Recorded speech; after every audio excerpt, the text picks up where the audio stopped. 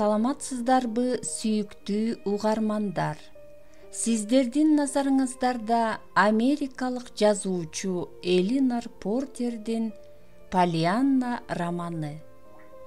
Кыргызча даярдаган Тойчубек Сагындыков. Окуп аудиолуштурган Жылдыз Турсунбаевна. Мисс Полли. Июнь айы.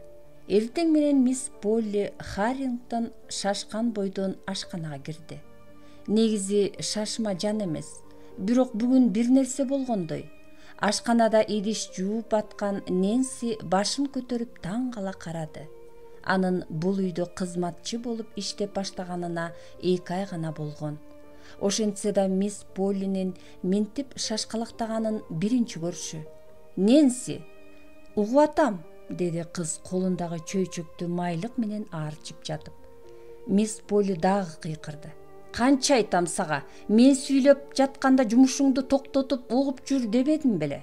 Кызара түшкөн Нэнси колундагысын текчеге кое салып сылык жооп берди.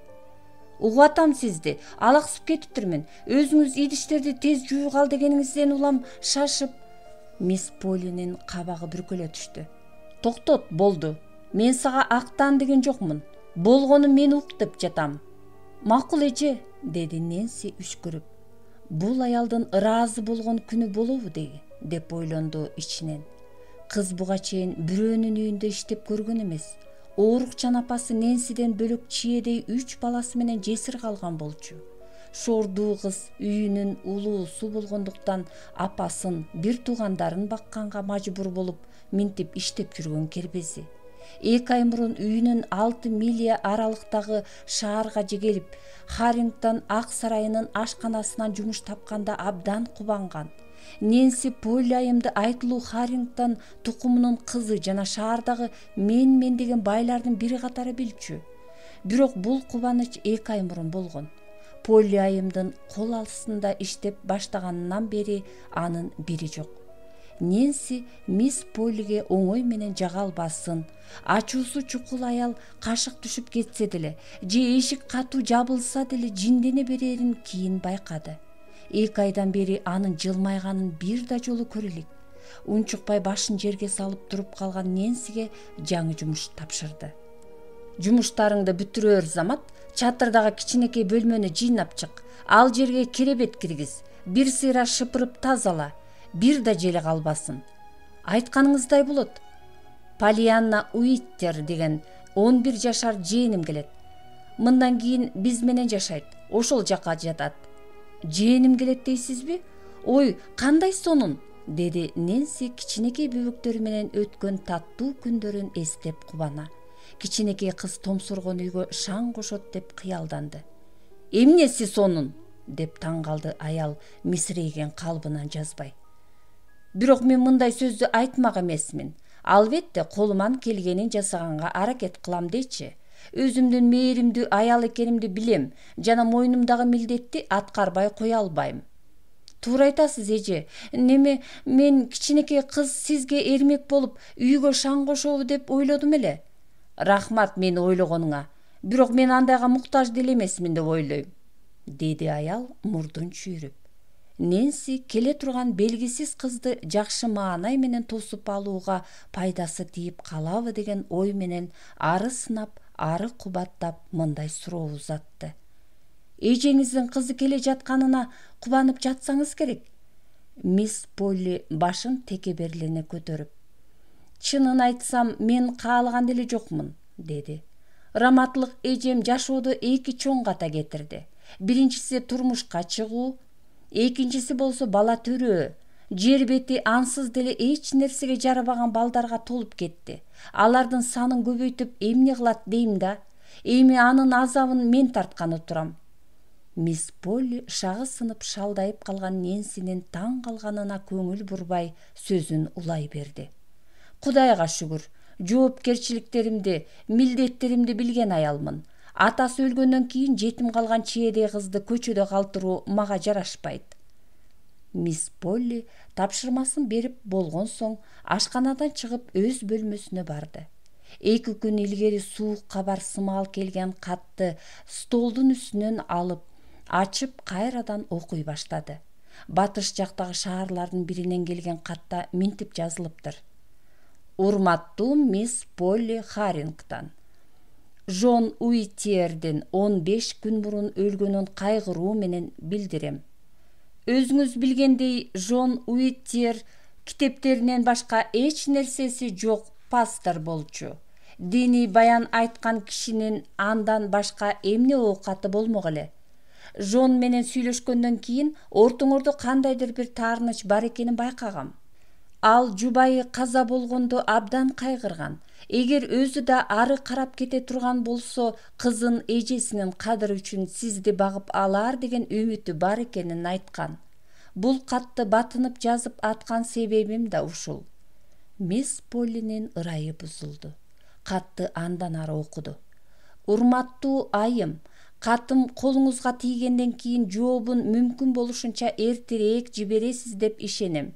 Бул жакта жакын арада поезд менен силер тарапка барчу үй бүлө бар. Эгер жообуңуз оң болсо, Поллианнаны качан салып жибереримди телеграмма аркылуу сизге кабарлайм. Сизден кубанычтуу жооп күтүп жатканын дагы бир жолу кайталап, Жеремия О. Уайт. Кыжырданган мисс Полли кагазды бүктөп, кайра конверттин ичине салды. Катка бир күн мурун эле жооп берген. Кызды кабыл аларын жазганы менен аны багууга көңүлү жок болчу. Конвертти колуна кармаган бойдон диванга отуруп эски күндөрдү эстеди.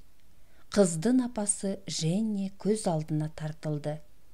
20 жаштагы эжеси үйдөгүлөр каршы чыкканына карабай Жон Уиттер менен турмуш курам деп көгөргөн күндөр кадимкидей эсинде. Мындан 25 жыл мурун мисс Поллинин жана башка бардык туугандарынын ою боюнча эжеси акмактык кылып шаардагы эң бай кишинин чанып, сокур тыйыны жок кембагалга тийип кеткен. Болбосо Женнинин колун улуу болгону менен байлыгы көп киши сурап келген. Анын жанында Жон Уиттердин жаштыгы, кыялга толгон башы менен сүйүүгө толгон жүрөгүнөн башка эч нерсеси жок болчу. Бирок Женни аны тандап, түштүк жактагы штаттардын бирине ээрчип кеткен. Ал кезде мисс Полли 15 жашта эле. Баары күнү бүгүнкүдөй эсинде. Атасы менен апасы Женниге абдан нааразы болушкан. Пастор менен баш кошуп, аны ээрчип түштүккө кеткен күндөн баштап эжесинин жазган каттарынын эч бирине жооп беришкен эмес. Женни акыркы каттарынын биринде 3-чү кызын төрөгөнүн, каза болгон мурунку 2 кызынын Полли жана Анна деген аттарын кичүү кызына ыйгарганын жазган болчу.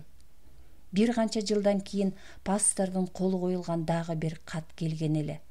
Женнинин өлгөнүн Харрингтон үй бүлөсү менен ошол күнү, ошол кат аркылуу билишкен. Убакыт токтогон жок. Суу даягып жүрүп отурду. Андан бери бул Харрингтондордун заңгыраган үйүндө эмнелер гана болгон жок. Мисс Полли Харрингтон көзүнүн кыйыгынан терезени карады. Дөбөдө жайгашкан үйүнүн алдында жайылып жаткан кең өрөөнгө көз чаптырып улутунуп койду. 25 жылда башынан эмнелер гана өткөн жок. Баары көз алдынан чууруп өтүп жатты. Эми минтип 40-ка чыгыптыр. Эмдигиче турмушка чыга элек. Үй бүлөнүн баардык мүлкү өзүнө калган. Апасы өлдү, анан атасы, кийин бир тууганы каза болду. Ошентип бул жашоодо коколой башы калды. Ага боору ооруган курбулары турмушка чыгып, жалгыздыктан арылчы деп далай ирет кеңеш беришти.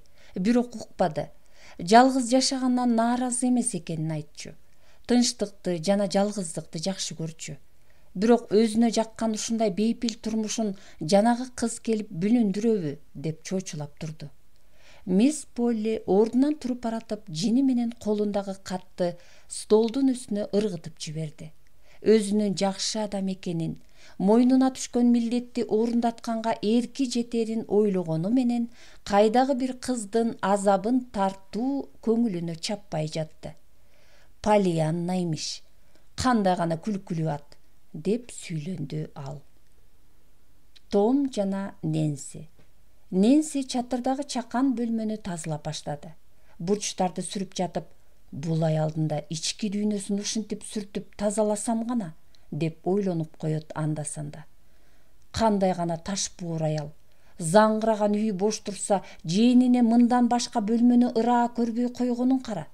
Кышында жылыбайт, жайында мончодой ысык. Бул жерге өзүн камап койсо да аздык кылат.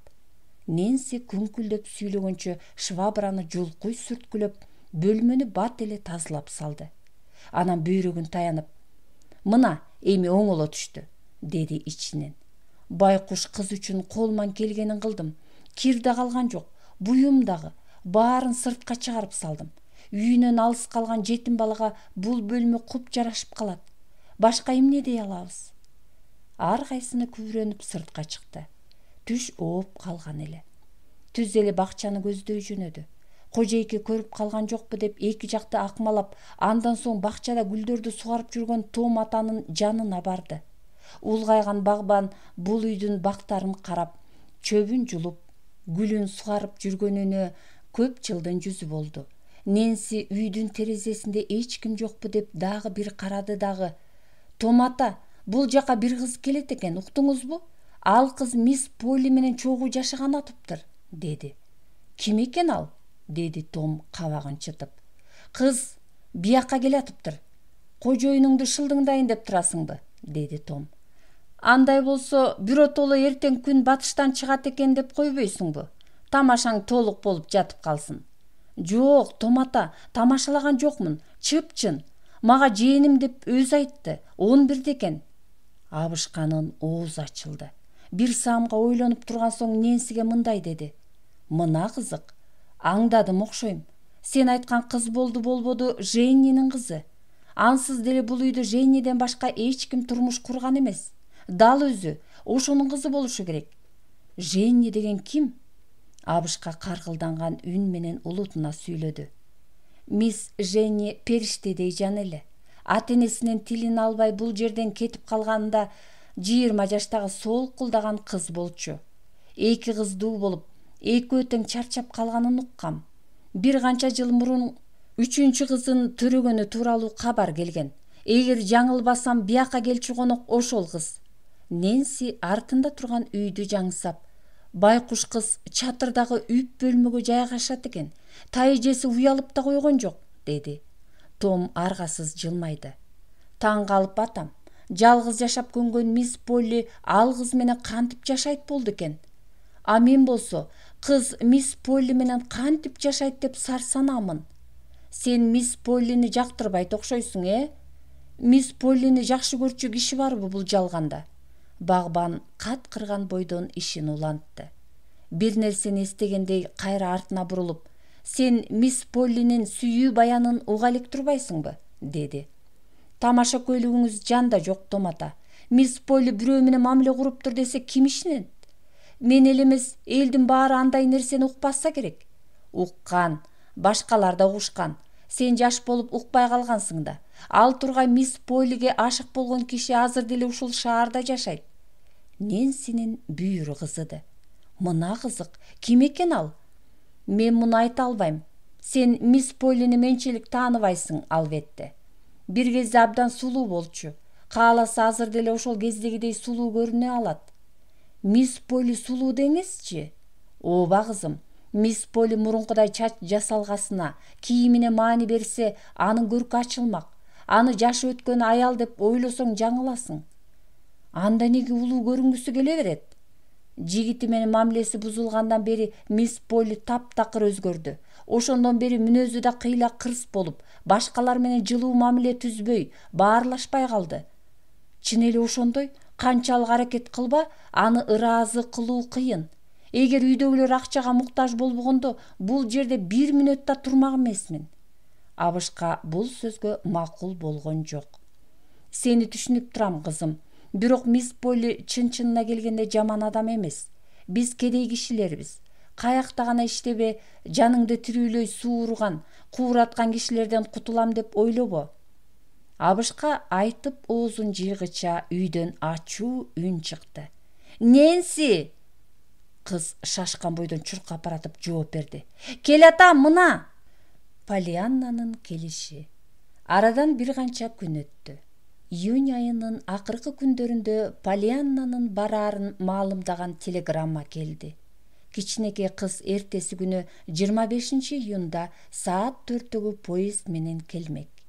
Телеграмманы кабагын карш түйүп окуган мисс Полли дароо чатырга чыгып, Полианнага даярдалган бөлмөнү текшерип баштады. Кабагына кар жаап, жарыктык аял деле дагы деле көңүлсүз. Чакан бөлмөдө бир керебет, 2 жыгач үстөл, күзгүсү жок раковина жана кичинекей стол бар экен. Терезеде парда жок. Дубалда сүрөт турчу эле, ал да жок. Күндүз кечке күн тийгендиктен чатырдын ичи мештей ысып чыгыптыр. Терезеде чымын тоскон торчо да көрүнбөйт. Андыктан терезе ачылбай, бөлмөнүн ичи мончодой ысып, үп болуп кетиптир. Бир чымын сыртка чыга албай, улам-улам терезени сүзгүлөйт. Мисс Полли чымынды былчыйта чаап, терезеден ыргытып салды. Ачууланган бойдон алдыңкы кабатка түшүп, Нэнсини чакырды. Нэнси, чымындар бул үйдө эмне кылып жүрөт, айтчы. Терезени ачкан окшойсуң. Торчолорго буйрутма бердим. Аларды алып келип такканга чейин терезелерди ачпа. Жээним эртең 4-тө келет. Аны бекеттен тосуп ал. Тимоти сени ат араба менен алып барат. Телеграммада сары чачтуу, кызыл чаар көйнөк жана самандан шляпа кийген кыз деп айтылыптыр.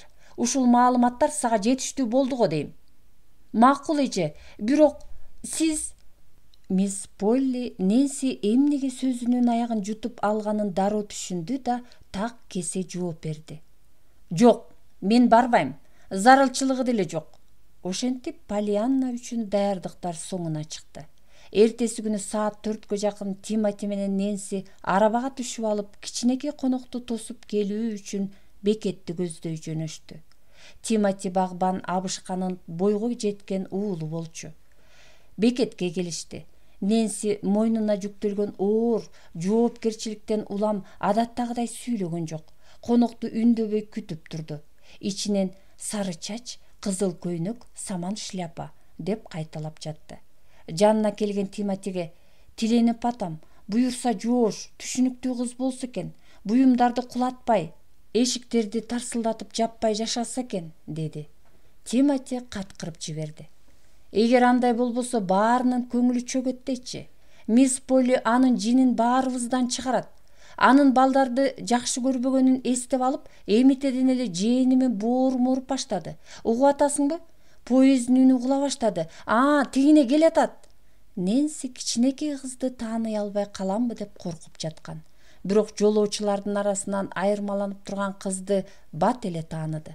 Арык чырай келген кыз кызыл чаар көйнөк кийип алыптыр. Сары чачтары өрүлүп, 2 ийинине арта салынган экен. Шляпасы калкалап турган жүзүндө кубанычтын белгиси бардай. Кыз бирөөнү издегендей 2 жагын каранып атты. Нэнси жанына барып: "Сиз мисс Полианнасызбы?" деп сурады. Кыз добуш чыккан тарапка бурулду да чуркап келип Нэнсиге боюн таштады. Нэнси токтотконго жетишпей калды. "Сизди көргөнүмө абдан кубанычтамын. Ооба, Полианнамын. Мени тосуп алганы келгениңизге абдан ыраазы болдум. Келериңизди сезгем. Келбей кое алмак эмессиз." Нэнси таңдана сурады. "Келеримди билдиң беле? Кантип?" Кичинекей кыз тынбай божурап атты. "Ооба, билгем. Ал тургай жолду катары сиздин кебетеңизди элестеткенге аракет кылдым. Так мен ойлогондой болуп калганыңызга кубанып жатам." Нэнси эмне дээрин билбей башы катты. Тимоти жанына басып келгенде ыңгайсыз кырдаалдан чыкканына сүйүнө түштү. "Бул биздин Тимоти. Балким көтөртө турчу чемоданың же башка оокаттарың бардыр?" "Ооба, бир чемоданым бар", деди. "Муну мага кайрымдуулук фонду белек кылган. Кандай сонун боорукердик, Мени бул жерге чейин мистер Грей аялы экөө жеткирип келишти. Ушундай жакшы кишилер экен дейсиз. Мактаганга сөз жетпейт. Ошентип келип калдым." Полианна бир канча мүнөт ичинде көп нерсе айтып жиберди. Байкуш Нэнси Полианна унчукпай калганда жаны тынчыгандай үшкүрүп алды. Кыз кулак мээсин жеп салган эле. Бир аздан кийин Полианнанын кичинекей чемоданын арабага салышты. Конок кыз Нэнси менен Тимотинин ортосунда отурду. Арабага отургуча эле бир топ суроолорду жаадырып жиберди. Акыры араба ордунан козголду. Бул көрүнүштө Поллианна үчүн жаңы мүмкүнчүлүк жаратты. Бах, кандай сонун, ат араба менен сейилдегенди жакшы көрөм. Барар жерибиз буюрса, алыс жактадыр. Бирок алыс болбосо деле ыраазымын. Себеби үйүбүзгө эрте жетебиз. Ах, кандай татынакай көчөлөр. Ансыз деле ушундай экенин билчүмүн. Атам айткан. Атасы жөнүндө айткандан кийин үндөбөй калды. Нэнси көзүнүн кыйыгы менен караса, кичинекей кыздын ээктери титиреп, көздөрү жашка толуп чыгыптыр. Поллианна көп өтпөй башын өйдө көтөрдү. Үнүндө, жүзүндө шаңдуу жышаан пайда болуп калыптыр. Ооба деп сүйлөп баштады. Буларды мага атам айтып берген. Баарын эстечү. Неме мисс Грей сизге түшүндүрүп бер деп бир кеңеш айткан. Эмнеге аза көйнөгү катары кара кийим эмес, кызыл кийим кийип жүргөнүмдү түшүндүрүп беришим керек экен. Аза кийими катары кара кийим кийбесем, жаман сөз угушум мүмкүн экен. Кыз бужурап түшүндүрүүгө киришкенде Нэнси да кызыга карап калды. Кара кийим кийбегенимдин себеби мындай. Өзүңүз билгендей, кайрымдуулук фондуна жиберилген буюмдар кутуларга салынып келет. Эң акыркы келген кутудан кара нерсе чыккан жок. Ичинде эскирген баркыт костюмдан бөлөк эч нерсе жок болчу. Биздин шаардагы аялдар фондундагылар мага кара көйнөк алып берели деп ойлошкон. Бирок кийин ал акчага мекемеге килем алууну туура көрүшүптүр. Поллианна унчукпай калганда, Нэнси учурдан пайдаланып кызды жубатты. Эч нерсе эмес, баары жакшы болот деп ишенем. Минтип айтканыңызга абдан ыраазы болдум. Мен да ушинтип ойлогом. Албетте, кара көйнөк менен кубануу бир топ кыйыныраак болмок. Нэнси таңдана сурады. Кубануу дейсиңби? Ооба, атам апам менен жолукканы бейишке кетти. Ал жерден башкалар менен да жолукса болот. Аны билсеңиз керек. Бир жолу сүйлөшүп жатканда, эгер мен өлүп калсам, ыйлаба, кубан. Себеби өлгөндөн кийин апаңа жолугам деп айткан мага. Ошентсе деле кызыл көйнөк менен мындай нерсеге кубануу оңой эмес экен. Ага ушунчалык муктажмын дейсиз? Кичинекей кыздын үнү каргылданып кетти. Ооба, аны абдан сагынам. Атам ал жерде апамды жана башкаларды тапты. Ал тургай периштелер менен достошту. Чынын айтсам, менин кайрымдуулук фондунун мүчөлөрүнөн башка эч кимим жок. Тагыраак айтканда, буга чейин ушундай болчу.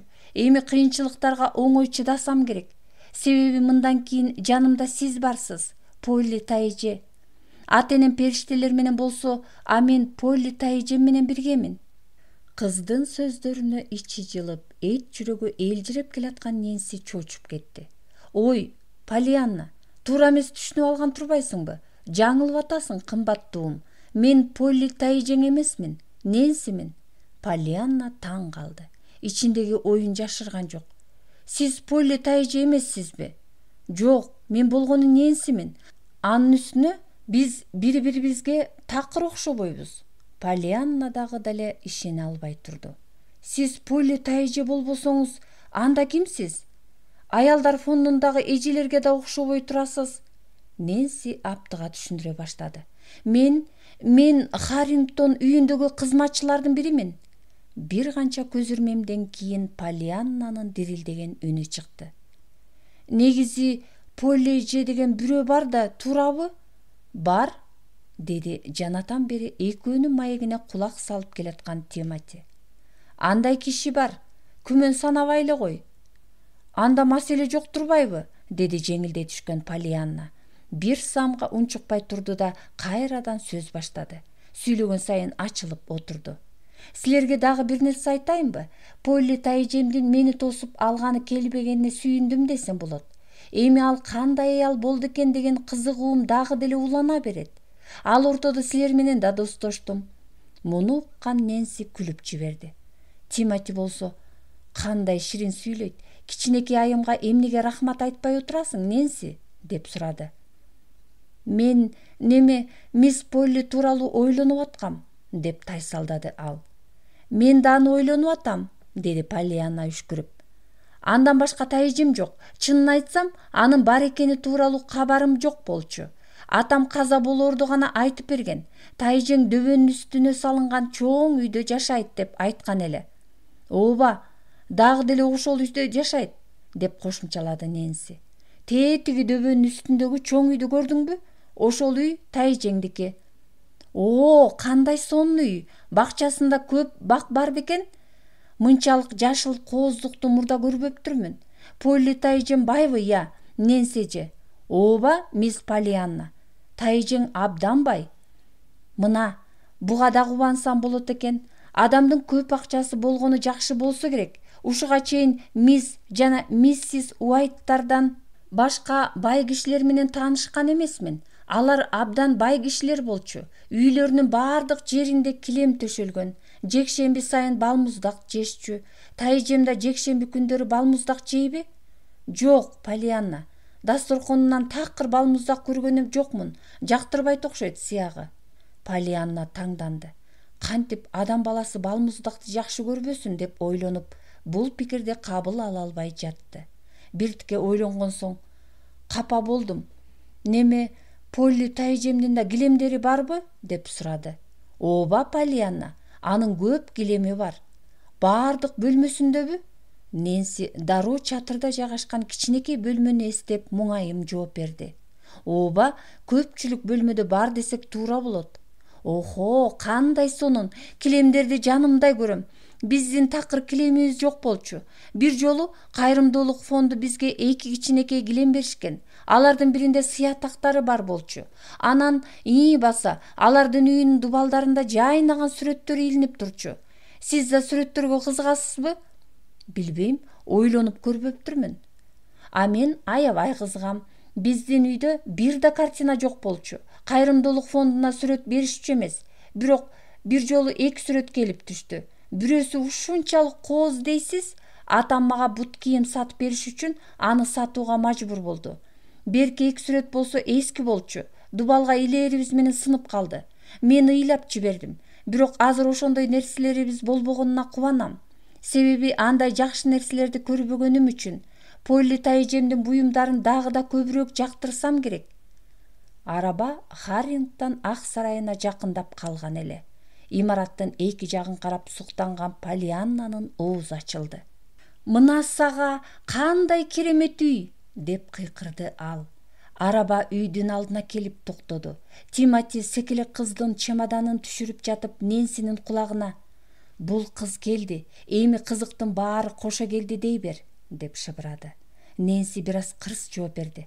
"Байкуш кыздын көңүлү ачылбай жүрүп өтөт го дейм". Ненси кыздын колунан жетелеп үйдү көздөй жөнөдү. Таш тепкичтер менен жогору карай чыгып башташты. Чатырдагы чакан бөлмө. Мисс Полли Харрингтон жээнин тосуп алуу үчүн ордунан турган жок. Болгону китептен башын көтөрүп колун сунду. Мунун билдети катары жасап жатканы турган турпатынан эле белгилүү болчу. "Кош келдиң, Поллианна", деди. "Мен..." Аял сөзүн андан ары улаганга жетишкен жок. Поллианна шамалдай учуп келип тайжесин кучактап калды. Ыйлап да алган. "Ай, тайжем-ай, мени жаныңызга алганыңызга ыраазымын. Сизге чоң рахмат, тайже", деп жатты бышактап. "Мурда мага кайрымдуулук мекемеси гана жардам көрсөтчү. Эми болсо сиз барсыз. Ненсеже дагы. Мындан артык кубаныч барбы?" Мисс Полли өзүн кучактап алган колдордон кутулууга шашты. Кабагын бүркөп: "Ошондой болсо керек", деп жооп берди. Өзүн оолак кармап куулукка салды. Поллианна, сураныч, бир аз алыс турсаң, кимге окшош экениңди көрөйүн." Поллианна дароо колдорун бошотуп артка 2-3 кадам басты. "Туура айтасыз, сизге караганга мүмкүнчүлүк берген жок окшойм. Бирок тайже, бетимде сепкилдер бар болгондуктан карап кереги жок го дейм. Эмнеге кара эмес кызыл көйнөк кийип алганымды түшүндүрүп берейин. Жолдон Ненсиге атамдын айткандарын айтып бергем. Ошону..." "Атаңдын айткандарын кое тур. Чемоданың бар болсо керек." Кичинекей кыз кайрадан шаңдуу сөздөрүн улантты. "Албетте бар, тайже. Кайрымдуулук мекемеси мага бирди белек кылган. Тилекке каршы башка буюмум жок. Акыркы күндөрү мен сыяктуу кичинекей кыздарга ылайыктуу садага буюмдар көп келбей калган. Болгону атамдын китептери жана биртике буюмдар бар. Атамдын айтуусу боюнча..." Мисс Полли кыздын сөзүн оозунан жулуп алды. "Поллианна, бир маселени жакшы түшүнүп алышыңды каалайм.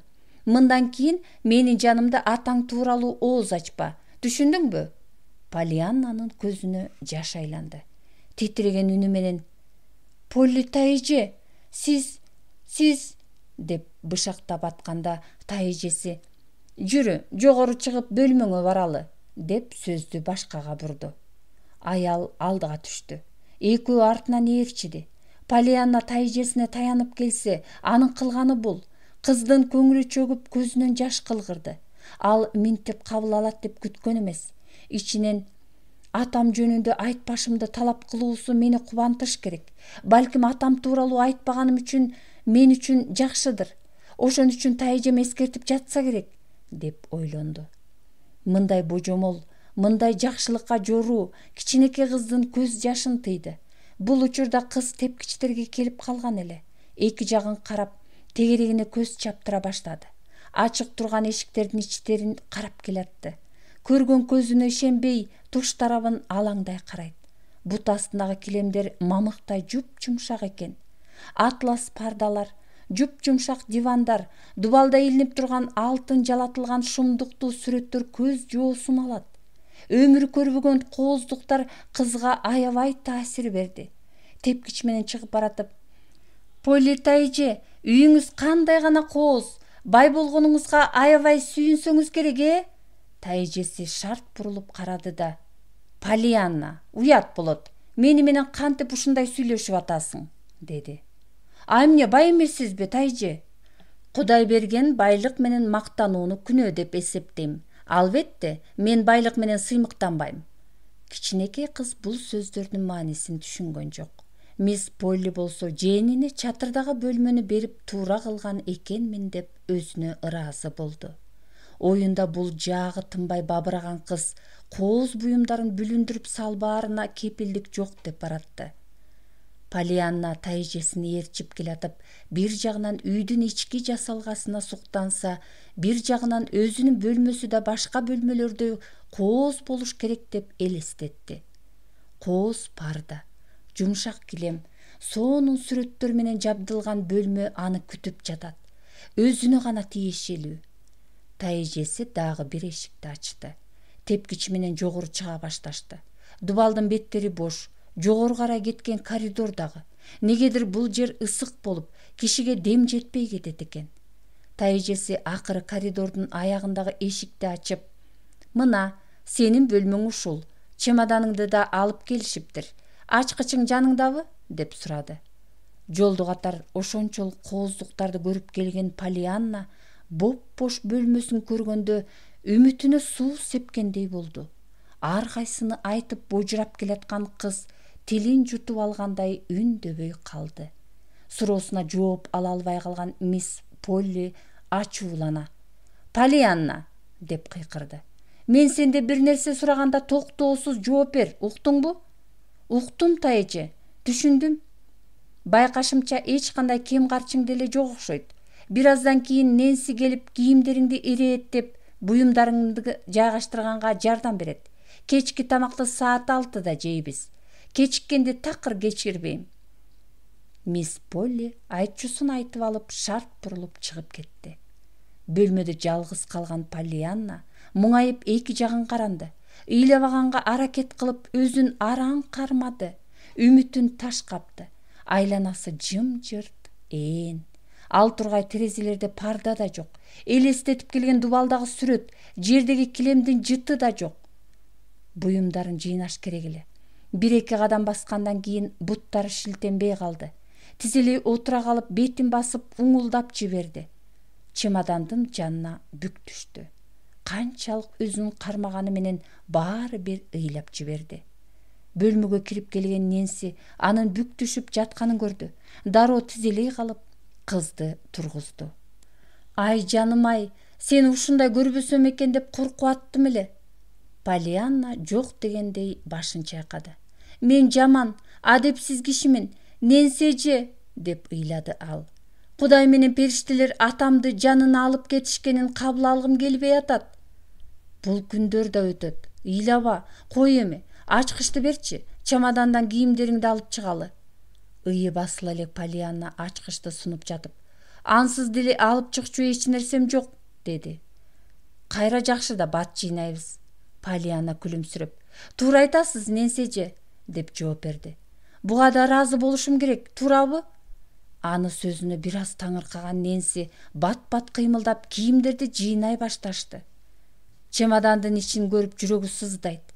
Кийимдери таза, бирок өтө аз, сапатсыз болчу. Алар менен кошо бир канча китеп бар экен. Полианна кийимдерди бүктөп аларды болуп жаткан Нэнсиден: "Кандай дейсиз, Нэнси эже? Бул жер жакшы бөлмөгө айланабы?" деп сурады. Нэнси анын суроосун укмаксанга салып коюуну туура көрдү. Кичинекей кыз бош дубалдарды карап улутунуп койду. Бул бөлмөдөгү аны сооруткан жападан жалгыз көрүнүш күзгүнүн жоктугу. Себеби күзгү жок болгондуктан бетиндеги сепкилдер көрүнмөк эмес.